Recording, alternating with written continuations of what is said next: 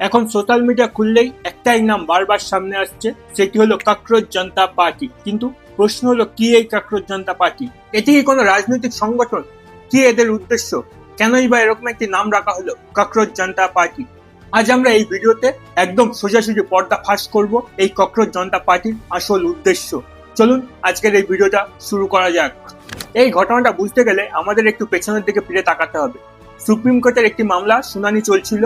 মামলাটা ছিল একজন আইনজীবী সিনিয়র অ্যাডভোকেট ডেজিগনেশন বা পদমর্যাদা নিয়ে। শুনানির সময় এই আইনজীবীর আচরণ এবং পেশাগত যোগ্যতা নিয়ে আদালত বেশ কিছু কড়া প্রশ্ন তোলে, কিন্তু বিতর্ক সূত্রপাত হয় তখন যখন বিচারপতি সূর্যকান্ত একটি কড়া মন্তব্য করে বসে। বিচারপতির বক্তব্য, কিছু যুবক যারা নিজেদের চাকরি বা পেশায় কোনো জায়গা করে নিতে পারে না, তারা পরবর্তীতে মিডিয়া, সোশ্যাল মিডিয়া অ্যাক্টিভিস্ট বা আরটিআর অ্যাক্টিভিস্ট হয়ে যায়। তারপর তারা সমাজ ও ব্যবস্থার সবাইকে আক্রমণ করতে শুরু করে। শুধু তাই নয়, এই প্রসঙ্গে তিনি ককরোচেস মানে আরশোলা এবং পরজীবী, তিনি এই শব্দগুলো ব্যবহার করেন বেকার যুবকদের উদ্দেশ্যে। ব্যাস, এই বক্তব্যটি সামনে আসতেই সোশ্যাল মিডিয়ায় যেন এক পারমাণবিক বিস্ফোরণ ঘটল।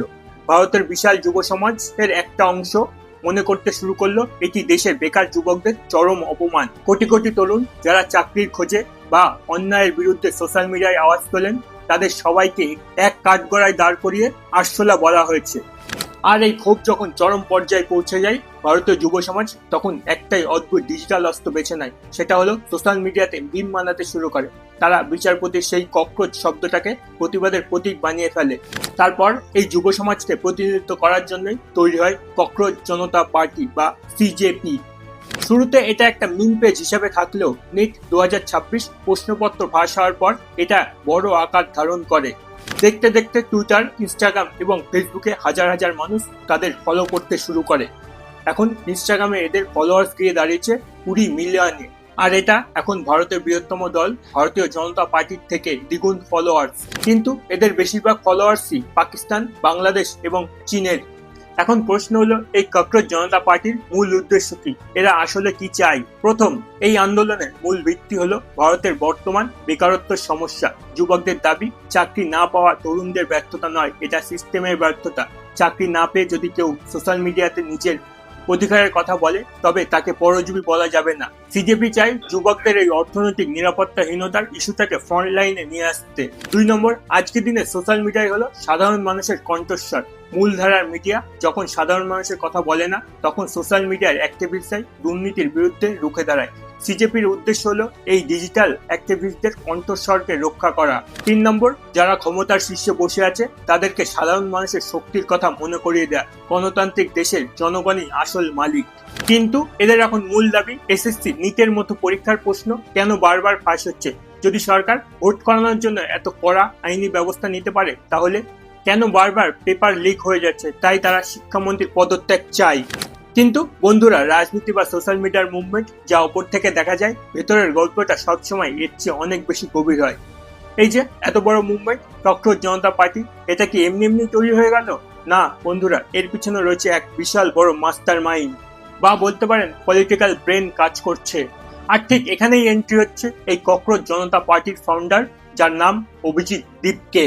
তিনি 2018 থেকে 22 অব্দি আম আদমি পার্টির সোশ্যাল মিডিয়া হ্যান্ডেলের ম্যানেজমেন্টের মূল দায়িত্বে ছিলেন। অর্থাৎ তিনি ভালো করে জানেন কিভাবে হ্যাশট্যাগ ট্রেন্ড করাতে হয়, কিভাবে পাবলিকের সেন্টিমেন্ট বা মানুষের আবেগকে ব্যবহার করে আইটি সেল চালাতে হয়, তাতে তিনি অত্যন্ত পারদর্শী। আর বর্তমানে তিনি ভারতের বাইরে মার্কিন যুক্তরাষ্ট্রে অর্থাৎ আমেরিকায় বসে এই ককরোচ জনতা পার্টির পুরো ডিজিটাল স্ট্র্যাটেজিক এবং অনলাইন মুভমেন্ট করছে। এবার আসা যাক সব থেকে বড় এবং সংবেদনশীল প্রশ্নে, এই আন্দোলনের আসল রাজনৈতিক এজেন্ডা কি? ভারতের বর্তমান শাসক দল ভারতীয় জনতা পার্টির সমর্থকদের দাবি, এই আন্দোলনের পেছনে লুকিয়ে আছে এক ভয়ঙ্কর আন্তর্জাতিক ব্লুপ্রিন্ট বা ছক। আপনারা নিশ্চয়ই লক্ষ্য করেছেন গত কিছু সময়ে আমাদের প্রতিবেশী দেশগুলোতে কি কি ঘটেছে।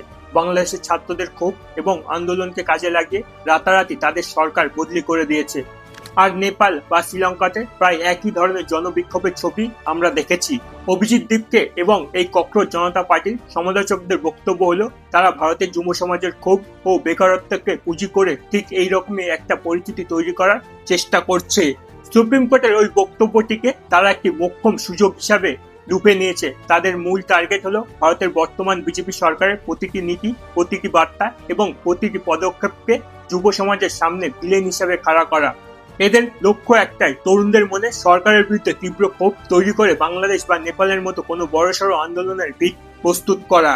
অভিজিৎ দীপকে, অর্পিত শর্মা, ধ্রুবরাঠি এদের মতো সোশ্যাল মিডিয়া ইনফ্লুয়েন্সাররা ভারতের বাইরে বসে কোটি কোটি মানুষের কাছে সরকার বিরোধী ন্যারেটিভ পৌঁছে দিচ্ছে।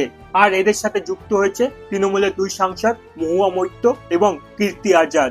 अगर नेपाल का और बांग्लादेश का जेंजी सड़कों पे उतर के अपने देश की सरकारों को बदल सकता है, तो हमारे देश का जेंजी अपने देश के जेंजी पे पूरा भरोसा है। सोशल मीडिया स्क्रॉल कर रहा था, ये कॉकरोच जनता पार्टी वालों ने धमाल मचा रखा है, छाए हुए। और छाए भी क्यों ना, कॉकरोचेस की जनता पार्टी कुछ ना कुछ तो करेगी, और मैं इनके साथ हूँ क्योंकि मैं भी कॉकरोच। मैं आम आदमी पार्टी से जुड़ा हुआ था, ये कोई मतलब कोई बड़ा सीक्रेट नहीं है। अगर आप मेरा ट्विटर कोई भी खुलकर देखिए तो वो इजीली फिगर आउट कर लेगा यार। तो अब हमारा नेक्स्ट टारगेट है कि कुछ भी करके हमें बीजेपी के फॉलोअर्स कम करने हैं। তাই আপনাদের সকলের কাছে অনুরোধ, আপনারা সবার আগে আপনাদের নিজের সৎ বুদ্ধিতে পর্যবেক্ষণ করুন, তারপরে নিজের সিদ্ধান্ত নেবেন।